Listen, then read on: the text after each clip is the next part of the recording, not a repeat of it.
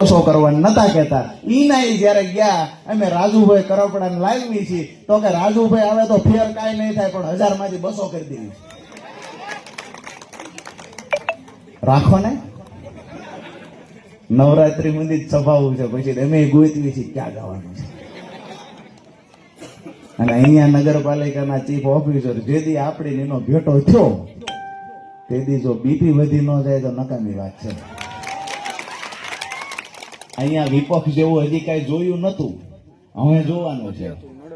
આ બેફામ મંડ્યા છે ખાવા, રોડ ખાય છે, પેવર બ્લોક ખાય, ગટરો ખાય. મને દી થાય એના પેટ કેવાય છે રમેશભાઈ.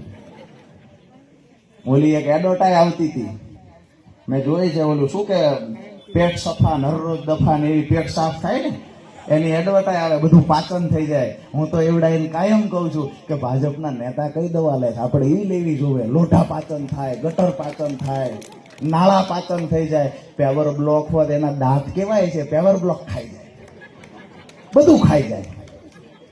અને તોય પાછા અહીંયા આવીને ચૂંટણી આવે ત્યારે કે વિકાસના નામે મત આવેલા. વિકાસ તારા ઘરનો થયો, ગામની જ પથારી ફેરવી છે.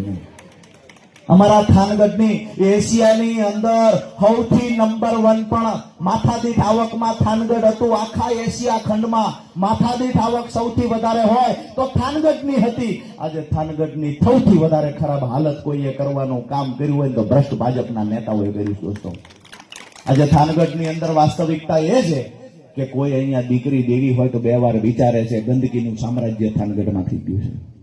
થાનગઢ એટલે એવું શહેર છે કે બહારથી લોકોને એવું લાગવું જોઈએ કે ખરેખર થાનગઢ એટલે તો કેવડું શહેર, ત્યાં મજૂરી પણ મળી જાય, એટલા બધા કારખાનાઓ હતા. સિરામિક ઉદ્યોગ જેથી મોરબીમાં ખબર કોઈ નહોતી પડતી એ દિવસે થાનના પ્રજાપતિ સમાજે સિરામિક ઉદ્યોગની સ્થાપના અહીંયા કરી હતી.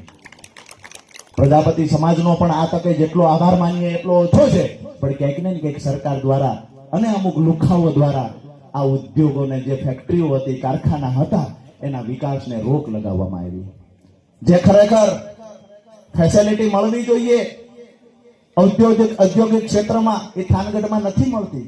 ઉપરથી ચૂંટણી આવે ત્યારે કહેવામાં આવે લાખ રૂપિયા દઈ દો અમારા સભ્યોને, લાખ રૂપિયા નહીં આપો તો પછી અહીંયા રેડ પડશે, ઇન્કમ ટેક્સની પડશે, જીએસટીની પડશે, ઓલું પડશે, પેલું ઓલા બાપડા ફફડે.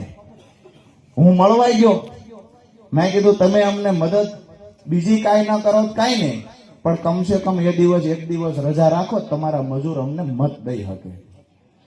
એક ઉદ્યોગપતિ, થાનના બહુ જાણીતા ઉદ્યોગપતિ મને કે મારું નામ ન દેતા ભાજપથી અહીંયા સુધી.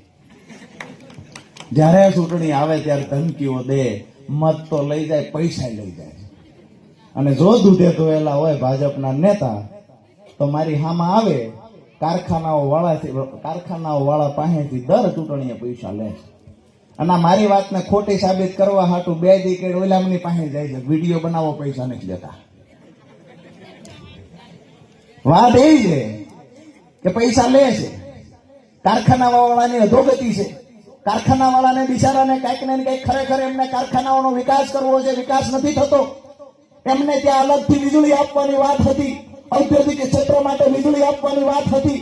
ક્યાંક ને ક્યાંક આ મુદ્દો જયારે અમે ઉઠાવ્યો ત્યારે એમને ખબર પડી કે અમે રાજુભાઈ દોષ લઈ જાય એના કરતા આપણે અહીંયા મુહૂર્ત કરી આવું.